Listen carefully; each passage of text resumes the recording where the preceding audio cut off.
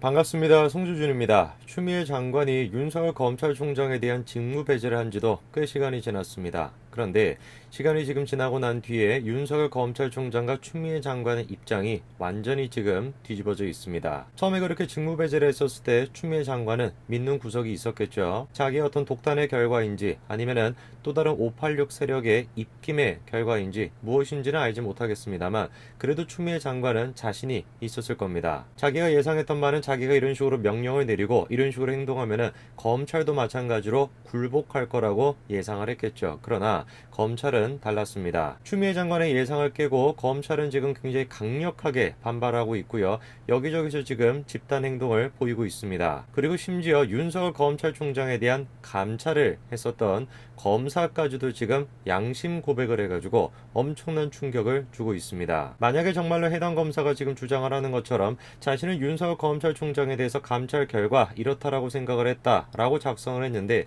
그게 윗선의 누군가에 의해 가지고 삭제가 됐다라고 한다면 이거는 틀림없이 직권남용 혐의가 될 수밖에 없습니다. 당연히 고발 조치뿐만 아니라 구속이 되어야 마땅하겠죠. 오늘 제가 영상을 통해서 소개시켜드리고자 하는 내용이 바로 그 내용입니다. 어떤 내용인지 자세하게 같이 한번 좀 보시죠. 자, 이번에 진중권 교수가 다음과 같은 글을 올렸습니다. 감옥에 보내야 합니다 라고 지금 짧게 코멘트가 달려 있고요. 기사 한 가지를 링크를 했는데요. 해당 기사는 다음과 같습니다. 이정화 검사 양심선언 후 폭풍, 보고서 삭제 의혹, 법무부 형사처벌 가능성도. 어떤 이야기일까요? 아주 간단하게 결론부터 말씀드리면 다음과 같습니다. 이정화 검사가 작성을 했던 보고서 일부가 임의로 삭제가 된 것이고 해당 내용에 대해서 법무부 관계자들의 형사처벌 가능성이 지금 점쳐지고 있다는 거죠. 저 보고서가 그냥 다른 내용이었다라고 한다면 이만큼 화제거리가 되지 않았을 겁니다. 그러나 저 보고서의 내용이 무엇이냐면 내가 지금 감찰을 다 하고 나니까 윤석열 검찰총장에 대한 그런 식의 직무 배제가 잘못된 것 같다라는 취지의 내용입니다. 그런데 그 취지의 내용이 삭제가 됐다라는 것이죠. 한마디로 뭐겠습니까? 추미애 장관 쪽에서 윤석열 검찰총장을 찍어내기 위해 가지고 보고서의 내용조차도 지금 마찬가지로 임의로 수정을 했다. 그 얘기가 되는 것입니다.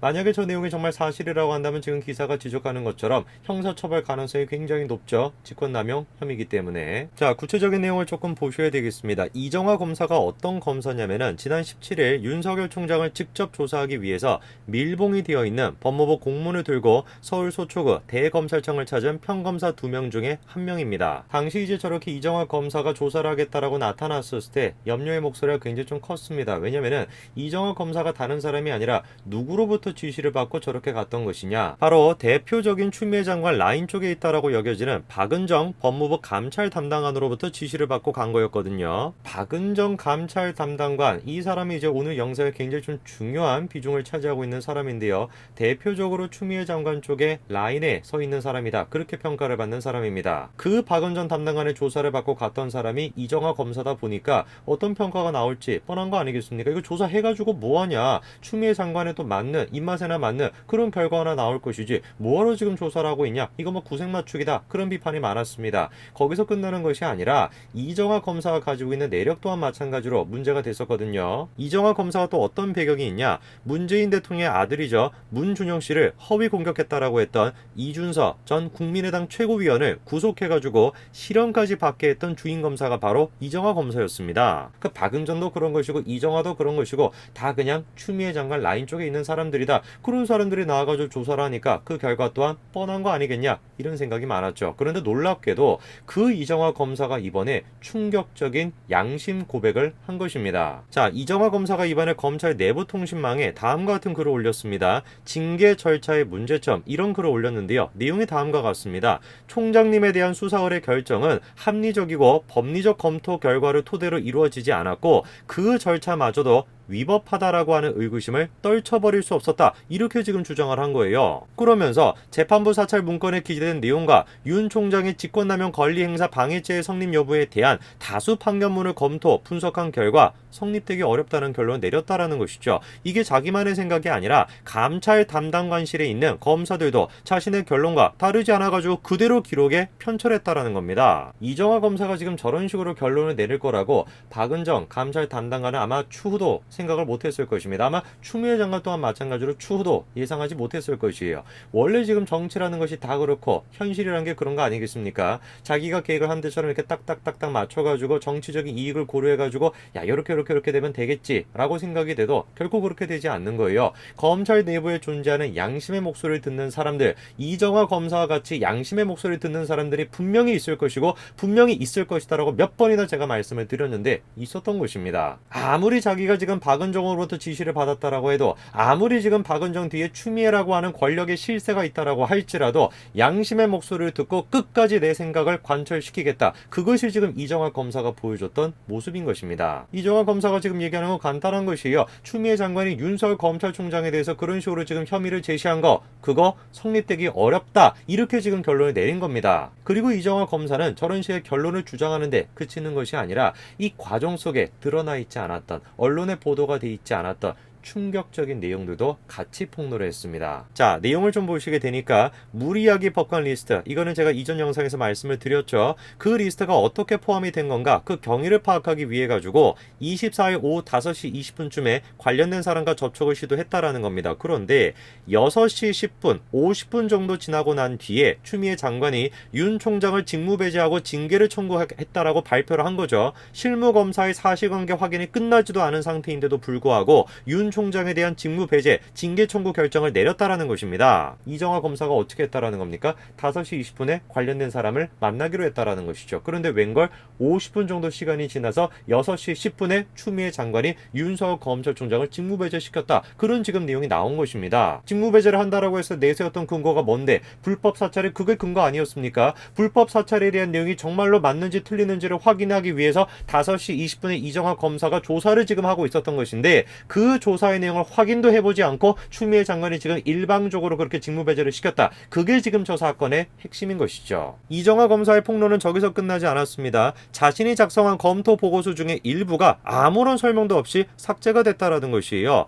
제가 검토했던 내용 중에 직권남용 권리행사 방해죄 성립 여부에 대해 재검토가 필요하다거나 내용상 오류가 존재한다라는 지적을 받은 적이 없었다라는 거죠. 그러면서 감찰 담당관실에서 총장님에 대한 의혹사항에 관해 저와 견해를 달리하는 내용으로 검토를 했는지 여부도 알지 못하는 상태에서 제가 작성한 내용 중 수사 의뢰 내용과 양립할 수 없는 부분은 합리적인 설명 없이 삭제가 됐다라는 것이에요. 틀림없이 저 내용이 사실이라고 한다면 직권남용이 될 수밖에 없는 것이죠. 검사 개인이 작성한 보고서와 상급자의 의견이 다르다라고 한다면 어떻게 돼야지 정상적인 절차겠습니까? 의논을 하고 토론을 해야 되는 것이죠. 그렇게 함으로써 보고서를 수정하거나 아니면 고치거나 그렇게 해가지고 제출해야 되는 거 아니겠습니까? 근데 지금 저거는 뭐예요? 자기한테 아무런 설명도 없이 자기가 작성했던 보고서의 내용을 수정해가지고 제출이 됐다라는 것입니다. 이것이야말로 직권남용이죠. 만약에 지금 저게 직권남용이 안 되겠다라고 한다면 가능성은 딱 한 가지밖에 없습니다. 지금 이정화 검사가 작성했던 그 보고서라고 하는 것이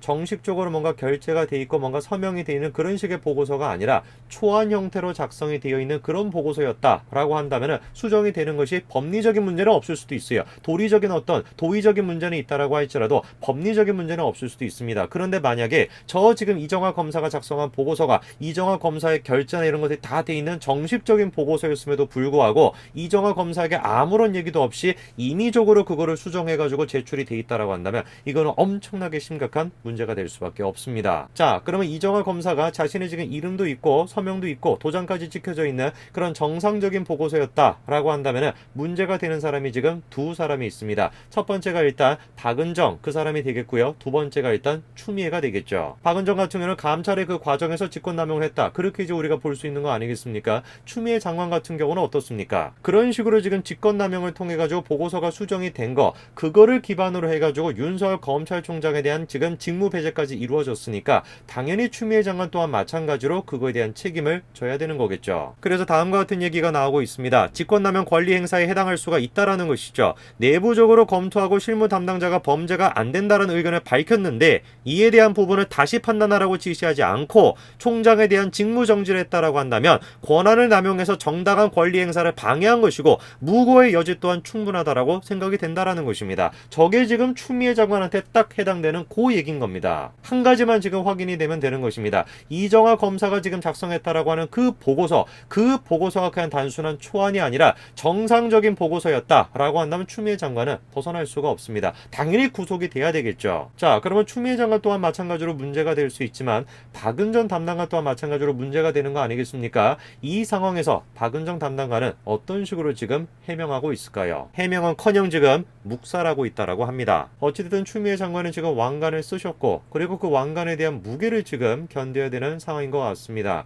그런데 그 무게가 꽤나 무거울 것 같아요. 지금 이제 직권남용에 대해 가지고는 구속을 피하기 어려우실 것 같은데 추미애 장관의 운명이 어떻게 될지 흥미롭게 저는 지켜보겠습니다. 오늘까지 말씀드리겠습니다. 감사합니다.